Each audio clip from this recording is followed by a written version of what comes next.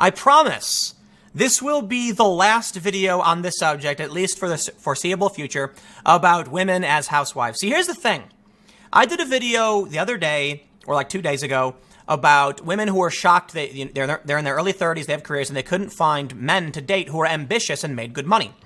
And I made a simple point, and I back it up with data from Jezebel, a feminist website, showing that men are mostly attracted to 20-year-olds. That means a guy with a successful career who makes a lot of money, he's probably going to want a younger woman. That's what men are after. But more importantly, the number one factor in success, parenthood. That was from a video I just did. Well, here we have another story. Woman quits job to spoil husband like a 1950s housewife.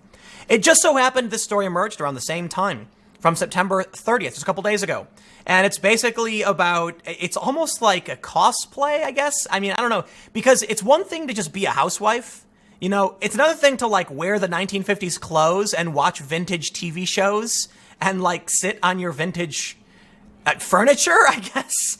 So anyway, I'm doing this story as kind of some levity to the situation. Apparently, my videos sparked a controversy and feminists were outraged, and they tended to be, 30-year-old feminists who worked careers and didn't have families. And I can understand why that was offensive to them, because I was saying you're not going to find, it's going to be harder for you, for the most part, to find attractive and successful men.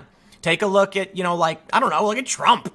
How much younger is his wife? But anyway, guys with money and power go for younger women. That's a fact. But now let's read this.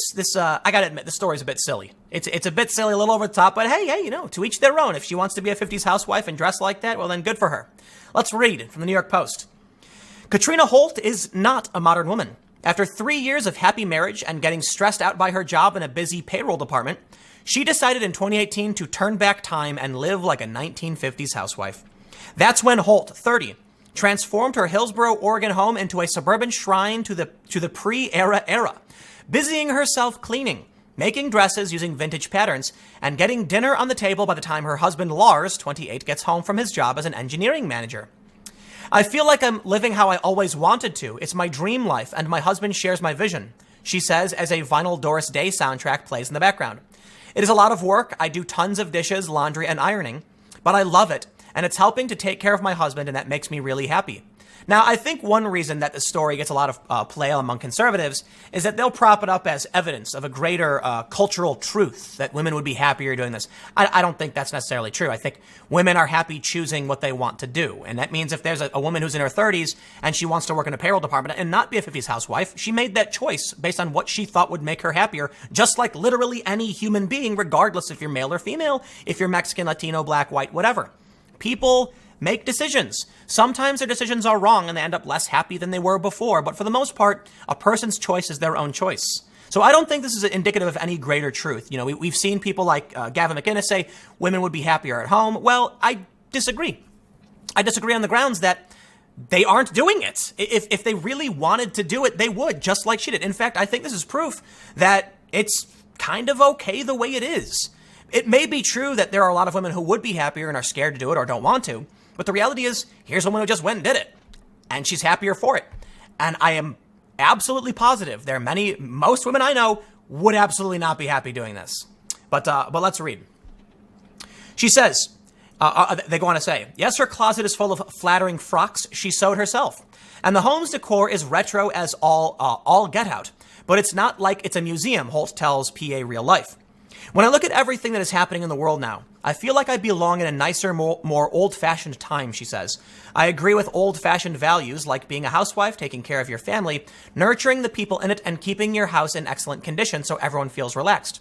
But of course, the part-time seamstress of 10 years, who sells her handmade garments online, asked for Lars' permission before leaving the workforce. I spoke to my husband and told him that I want to be a housewife, and he said that was fine with him. It was a fantastic feeling when I quit. I can do what I want to now and run my house as I want to run it. Now I'm a full-time homemaker. Man, I mentioned in the last video that if all of my social media was banned, I'd be like, woo, I'd just go off to the woods, go fishing, sit up, look at the stars, have a nice campfire, and just, man, get away from everything. I gotta admit, every so often, it would be really nice to just lounge around all day playing video games and reading a book. For me, though, I'm driven to do other things, and that's why I won't. There's no obligation for me to sit here and make videos like this. But I can fully understand her feeling when she quit her job and started focusing on exactly what she wanted to do, because it's actually what I did. I worked for big companies. I remember I used to work for American Eagle Airlines, a regional airline. I remember when I quit. And all of a sudden I was just staring at the open world, and I said, wow, that's amazing. I didn't have any money, and that was kind of scary, but it seriously is like sometimes you're in a bad position and you just want to get out. I can totally respect that. And I am where I am today because I learned that lesson early on. You know, I went to work for Vice, I worked for Fusion, and after Fusion I said, I'm not going to do it anymore. I'm going to wake up when I want to wake up. I'm going to talk about what I want to talk about. I will call no man Mr. No man master, but you get the joke. And so here she is saying she's doing the same thing. She's doing what makes her happy, and she's relaxing and living the life that, you know, she wants to. And I think that's the most important takeaway. It's your choice, man. It's your life. She's got a great partner who respects her decision to do it, makes him happy, she's happy. That's what I'm talking about. Just do what makes you happy so long as you're not infringing on the rights of others. If you're mad that someone rejects you because you don't want to do this, well, then just find someone else. There's more fish in the sea, you know? They say Holt's typical day starts at 6:30 a.m. when she wakes up and lays out Lars's clothes before preparing his breakfast and packing his lunch. After feeding herself, she does 15 minutes of gentler exercises from yesteryear. I'm not super concerned about her routine. Let's read about when the man of the house returns. When Lars gets home, he actually likes to hang up his own coat, but Holt doesn't mind. I read in a 1950s book that if a man wants to hang his own coat up, you should not feel like it makes you a bad housewife. Instead, she serves him a refreshing glass of water and a plate of snacks, cheese, dried fruits, or nuts, before putting the finishing touches on her entree. After dinner, we play board games like Scrabble or watch our vintage shows like I Love Lucy or The Donna Reed Show. Sometimes we read. I like reading 1950s cookbooks and vintage beauty and sewing magazines. Now I'd like to pause and address the weird criticisms from the feminists and even the anti-feminists, acting that because I said what I said, I was looking for a traditional wife. I'm sorry, you're wrong. This to me sounds unenjoyable. I don't want to get home and have some doting housewife prepare a meal for me and have like a glass of water and take my coat or anything like that. I'm just talking about having someone manage my social circumstances. You know, that was my point. Like, I don't expect to come home and you be like, hello, dear, and take my jacket and there's fresh cookies in the oven and we're having roast for dinner. No, just once I'm done working, I can be like, you know, what's going on? What are you up to? And the bigger issue is just about being there for the kids while I'm working. I understand that may be her prospect as well. Like she'll do family stuff with kids too. I don't know if they have kids. But the point is, this is a bit over the top. I don't want to watch I Love Lucy or The Donna Reed Show, and no, I don't want to be served food once I'm finished working. I can make my own food or order. It's no big deal.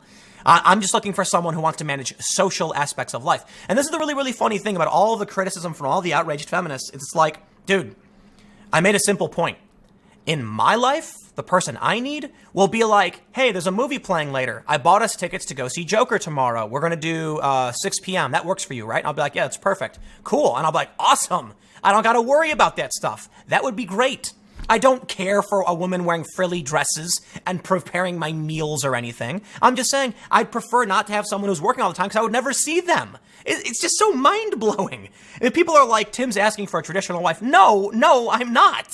Not at all. I'm just asking for someone who isn't at work all the time. Hey, better yet, if you make YouTube videos and you work all the time, that actually works too, because then you're not outside. The main point was, how do you have a relationship with somebody who's at work as much as you are and you never see each other? And then who takes care of the family?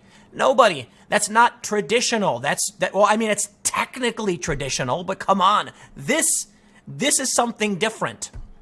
But hey, like I'll say this too. I mean no disrespect. I mean, I think it's very nice to see people doing what makes them feel good. And if that's this, then hey, more power to you. You know, the way I always explain it, if you want to just be a clown and walk around the streets juggling bananas, I got no beef. In fact, I got respect for you. It takes guts. Just don't, once you start throwing those bananas at people is when you cross the line and you're infringing on other people's rights. So hey, do you. So they say yes when they aren't spinning Sinatra or Day on the record player. The couple does watch TV. No cable or streaming channels, thank you. But when it's not in use, they keep it hidden away so as not to disrupt the mid-century modern vibe. But make no mistake, Holt says, Lars is not a controlling hubby. He grew up in a house where he helped his mom with the cooking and did the cleaning. So he is not domineering in any way, she says. If I did, heaven forbid, have dinner late, he would not make a fuss, but I can tell it means a lot to him that it's normally on time. Bottom line is, a man needs his wife to make him feel spoiled every once in a while. Besides, that's the payoff.